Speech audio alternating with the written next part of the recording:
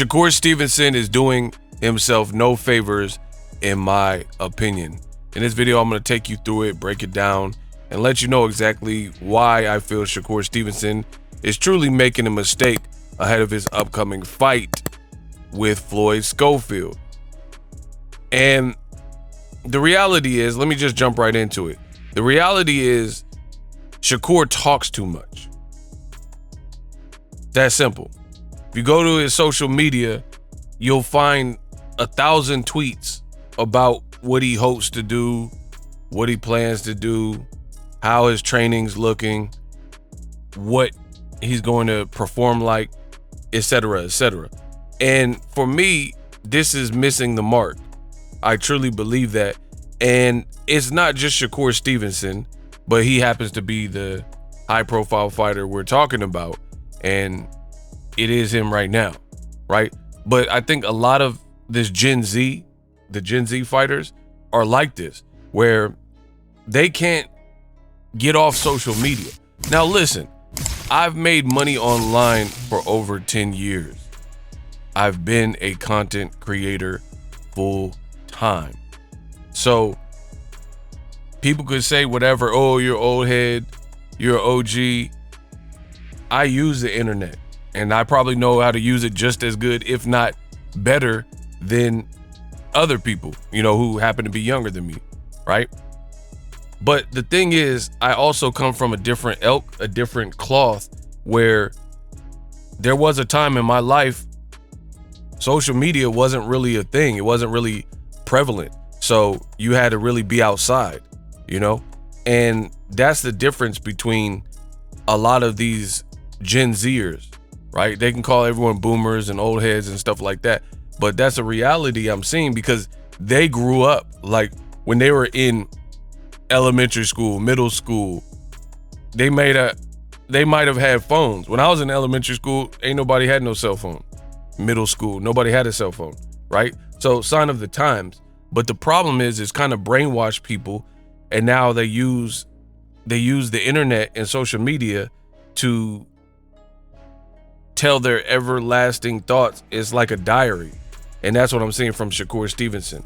So for me, he's talking about, I want to have a war in my next fight. He says, I hope my next fight a war, LOL. So ninjas see how I really get. Y'all be tweaking like I can't get like that. To me, this is a huge mistake, because what cerebral fighter who's a thinking man's fighter, sweet science practitioner, is talking about they want to be in a war? Like, it doesn't even make sense. And you got people like Shakur Stevenson who can box, who has skills, but essentially he's almost perverted everything that Floyd Mayweather has left behind and set as an example. Like, for example, Floyd, he would often say the crowd can't fight for you, they can't fight for you, and whether they hate, whether they love me, they all pay, and they still come to see me perform, and the money, still spends the same way. So I'm not really worried about the haters. They still are paying to watch my event. God bless them, right? And he also famously would say that he don't get paid like to do extra. Like, he don't get paid more to be in the war. And he's like, the least punishment you take, the longer you last in the sport of boxing, which is 1,000% true, right? And then now in come Shakur, he's talking about, I want my next fight to be a war. To be honest, what does a war really signify? Like, when you think of the Vietnam War, or you think of the Germans in World War II, right? You think of a tumultuous time with a lot of loss of life, right? A turbulent time. So a war is not really a good thing. Yes, it's exciting for the fans, but it looks like Shakur is breaking down and succumbing to pressure and criticism because there's so many people who are comparing. And to me, that comes across as insecure, because I think you have to be who you are. So it's looking like insecure Shakur. right? You got to just be who you are as a fighter. I've always professed that. For example, Andre Ward, somebody I know, right? Andre Ward, he didn't care about the criticism. His job is to show up, train, and fight for himself and his family and win. And that's what he did. If you notice, Andre Ward is on social media more now as a 40-year-old man retired than he was in his career. And I wish a lot of these young fighters would learn from the Floyd Mayweathers and learn from the Andre Wards, because they laid a hell of a foundation to follow. You know, excellent fighters, legendary, indeed Hall of Famers, you know, and they did things the right way, the gold standard. But Shakur, you know, he just can't get off social media. So I don't know. I'm picking Shakur to beat Floyd Schofield. I think he has the tools to beat him and he has the experience to beat him. But I don't like this type of talk, like where you're talking about going to war, because that sounds like an insecurity. Floyd Schofield's stronger. He's more rugged. People have compared him to Sean Porter, et cetera, et cetera. So you wanting a war, you know, be careful what you wish for, because you just might get it. You know what I mean? And anybody who's not using their best attributes to their benefit, that's questionable to me. It's that simple. It's just questionable. So even the fact that Shakur is saying it, and here's the kicker with it. Regardless, because we've heard fighters trash talk, like, I'm gonna knock you out, and then they don't knock the person out. Or I want a war, and then if a war comes to them and they get hurt, or they notice the guy is like better than they thought, then they're gonna back off. So we've seen that. But again, that's why I'm saying I almost called him insecure again. Shakur is setting himself up for failure, because any way you slice it, it potentially could be bad, right?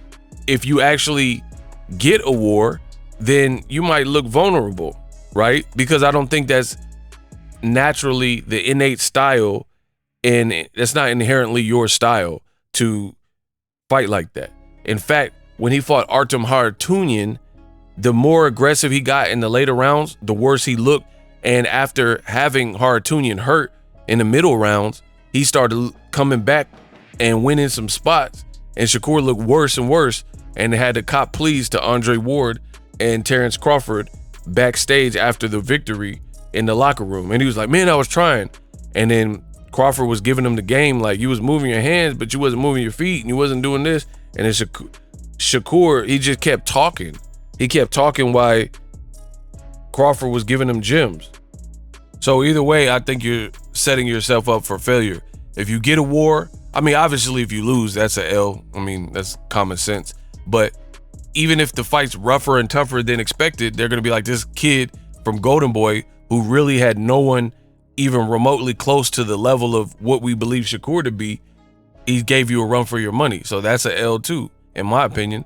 And then if you crave a war and you're tweeting this, and then as soon as the going gets tough, or if you have like a tenacious, aggressive Floyd Schofield in the early rounds, and you start retreating and running and fighting negative, like people said you did with Edwin De Los Santos, because you talk so much on Twitter, now they're gonna come for your head and be like, yo, I thought you wanted a war.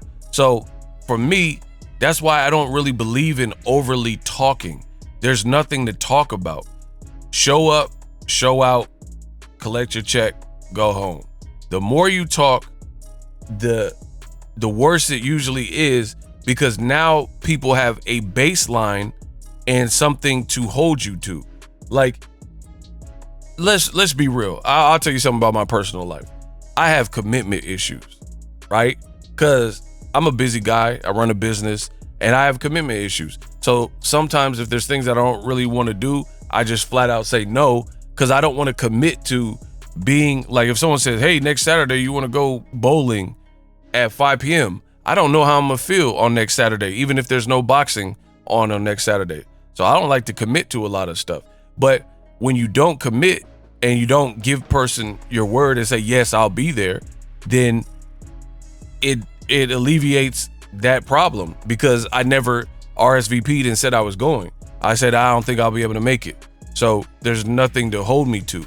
Same thing with this fight game is, if you never said anything, how you perform is just how you perform. But if you tell people, hey, I want a war and I'm coming to show y'all how I get and lay Floyd Schofield out, you better do it, because if you don't, it's gonna look bad.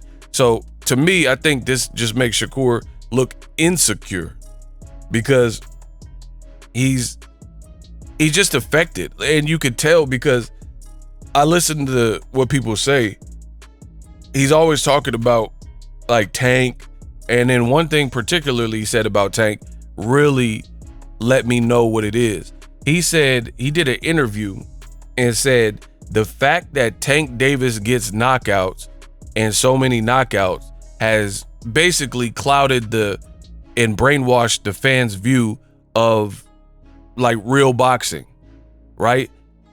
I'm gonna tell you straight up, I would never, if I was the fighter, I would never say that. I would never admit to that on tape. Even if you felt that, I would just keep that to myself. That to me was a bad look. I'm surprised more people didn't talk about it.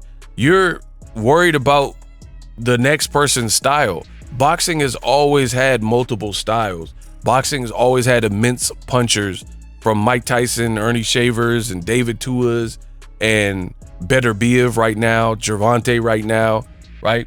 That's always been a thing. You've always had these like big punchers in the game.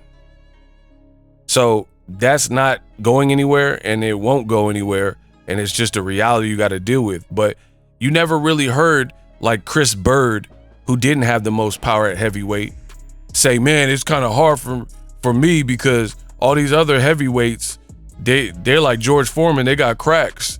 You know, Mike Tyson and Razor Ruddock and Tommy Morrison. He just did his thing. You never heard Pernell Whitaker say, you know, it's hard for me in a world with De La Hoya and all these other guys like Julio Cesar Chavez, who got power in like super action styles. And Pernell's one of my favorite fighters, and I believe Shakur even has a tattoo of Pernell Whitaker. You should learn from him, because Pernell Whitaker, not only was he the sweet science, he was very entertaining, and he had a flashy style, and he would really style on you. And I feel like the talk from Shakur, that's what makes it worse, because he's talking, but you don't really see these performances. Like when I watch like Roy Jones Jr. in his prime, Roy was doing things that I really felt like I hadn't really seen at this level. He was really stunting on people and showing like that there was a crazy gap in levels, right? Same thing with even like Prince Nassim, minus the Marco Antonio Barrera fight, right? Guys like Floyd Mayweather, they're showing you like people aren't on their level. Pernell Whitaker, they're showing like outclassing guys crazy and showing crazy dynamics. For Shakur, he's getting the victory, but he's not showing this kind of wild separation where it's like if you put Tank in with the unknown, it's the same thing every time. Ricardo Nunes, unknown mandatory, clapped them up. I was there, right? You put Shakur in with like an Artem Haratunian, who's not really known, and Frank Martin came closer to stopping Artem Haratunian than Shakur. So I feel like Shakur, his big thing is the talking, and his performances haven't really lived up to the talk that he has on social media. And he's just setting himself up for failure, because again, the more you talk, the more people are going to hold you to that in which you say.